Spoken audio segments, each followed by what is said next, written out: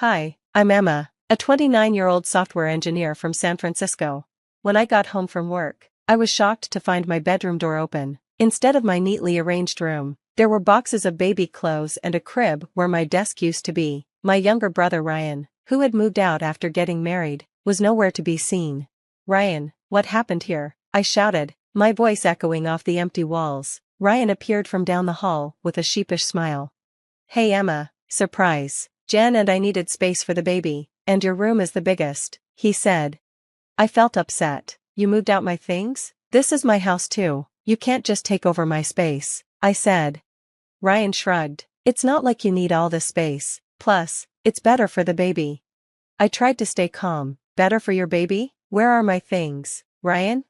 "They're in the garage. I thought you wouldn't mind," Ryan said.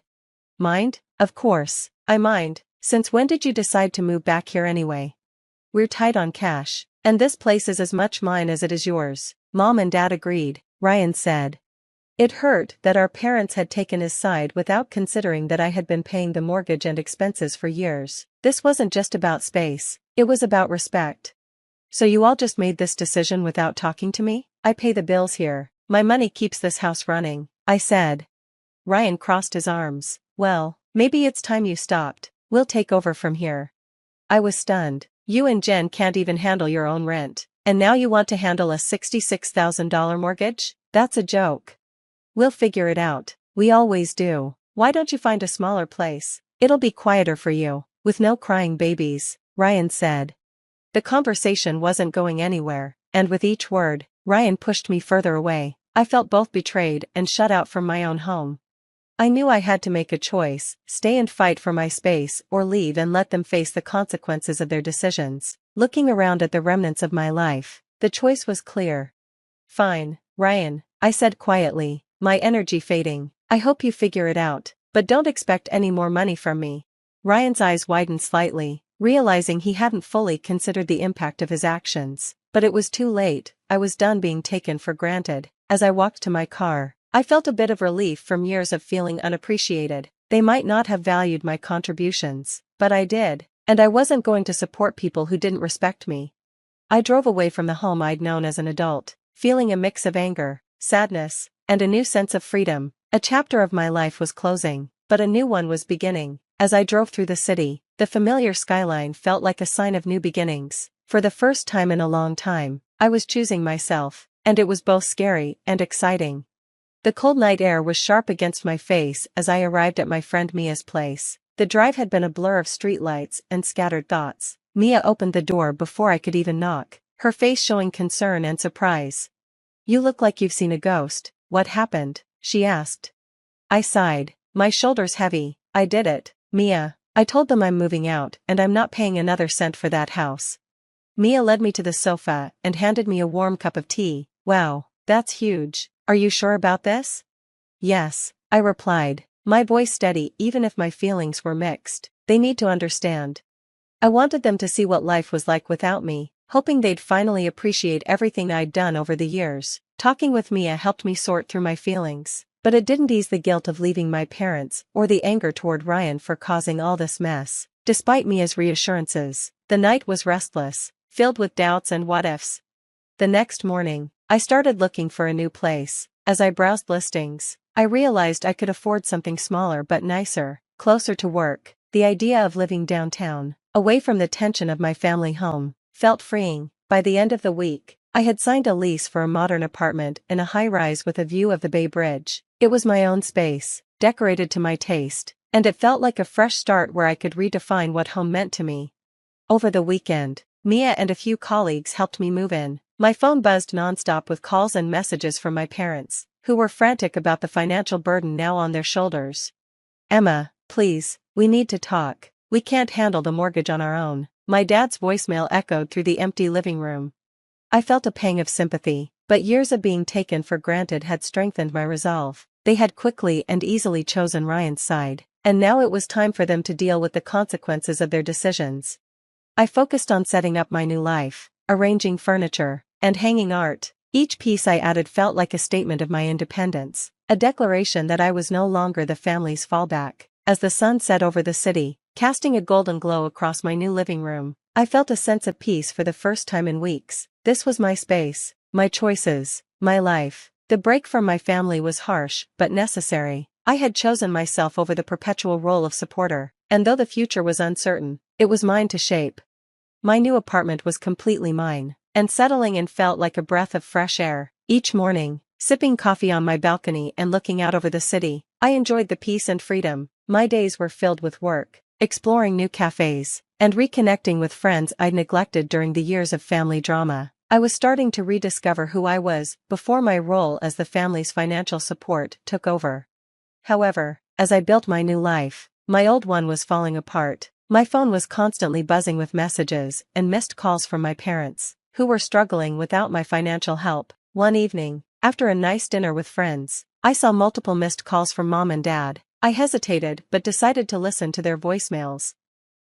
"Emma, it's Mom. We need to talk. The bank called today. They're talking about foreclosure if we can't make the next payment. We didn't realize how much we relied on your help. Please call us back." I sighed, feeling a deep sadness. It wasn't joy I felt, but sorrow for what could have been if they had valued me more. Going back wasn't an option. The next day, while at work, I got a text from Ryan that surprised me. "We really messed up. Emma, I didn't think you'd actually leave. We're losing the house because of me. I'm sorry." Ryan's message made me feel both vindicated and sad. It was the first time he acknowledged he'd taken me for granted, but his apology felt too little, too late. I replied simply, "I hope you find a way to fix this, Ryan. I'm not your safety net anymore." As weeks turned into months, my parents had to sell the house and move into a smaller, more affordable place. Ryan and Jen downsized too, moving into a modest apartment that stretched their budget. Through mutual friends, I heard about their struggles. Ryan took on extra work, and Jen started freelancing to make ends meet. They were learning the hard way about self-sufficiency and the cost of taking others for granted. Even though they were struggling, I found it hard to feel happy about their situation. There was no joy in their hardship, only a quiet recognition that this was a necessary chapter for all of us. They needed to experience life without a safety net, and I needed to follow my own path without carrying their expectations. My decision to step back had sparked change, not only for me, but for my entire family. We were all adjusting to new realities, and while the distance between us grew, so did my confidence in my choice. I had prioritized my well-being, and each day, the guilt faded, replaced by a stronger sense of self. Living in my high-rise apartment with the cityscape before me, my life found a new rhythm filled with possibilities and personal achievements. The freedom to make my own choices, free from family expectations, was exhilarating. Each day, I immersed myself in work and passions, finding joy in things that once seemed out of reach. My freelancing career flourished with the extra hours I could now dedicate. I expanded my network, took on challenging projects, and saw my reputation as a skilled software engineer grow. This success brought financial stability and a sense of accomplishment that was entirely my own, untainted by family obligations or guilt. But even as I thrived, the shadow of my family's situation lingered. The family home, once a symbol of shared memories and unspoken agreements of support, was sold, marking the end of an era. My parents, now living in a modest condo, were beginning to grasp the weight of their previous expectations and the consequences of their choices.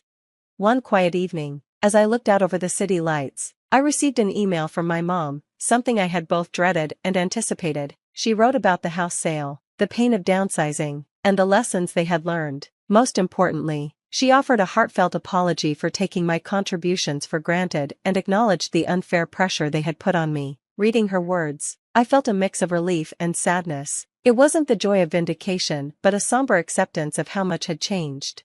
I replied with careful and honest words, expressing hope for their new beginning and a desire for a future where we could reconnect, not as dependents and benefactors, but as family. As weeks passed, our communication, once tense, began to soften. We shared updates and small talk, rebuilding bridges that had seemed irreparably burned. Ryan also reached out with more thoughtful and mature messages. He shared news about his growing family and new job, showing he was trying to make amends through actions rather than words. Meanwhile, I continued to build my new life. I explored new hobbies, made new friends, and traveled. Each experience added layers to my identity that were uniquely mine. I learned to balance the joy of independence with the often difficult dynamics of family relationships, the poetic justice of their situation, the consequences they faced, And the growth we all experienced didn't come with a neat, storybook ending. Instead, it was an ongoing journey of learning, understanding, and, most importantly, forgiving, at a pace that respected all our paths. In this new chapter of my life, I found not only success and independence, but also a deeper understanding of forgiveness and family love. It was a beginning that promised not just happiness, but lasting peace, shaped by the challenges of the past. And that's where our story ends. Emma learned to stand up for herself and redefine her relationships on her own terms. Now, I'd love to hear from you. Do you think Emma made the right choice by stopping her financial support, or should she have handled it differently to keep family ties intact? Dive into the comments and share your thoughts on finding the balance between personal independence and family obligations. If you enjoyed the story, please like this video and subscribe to the channel for more content like this. Your support helps us continue sharing these stories.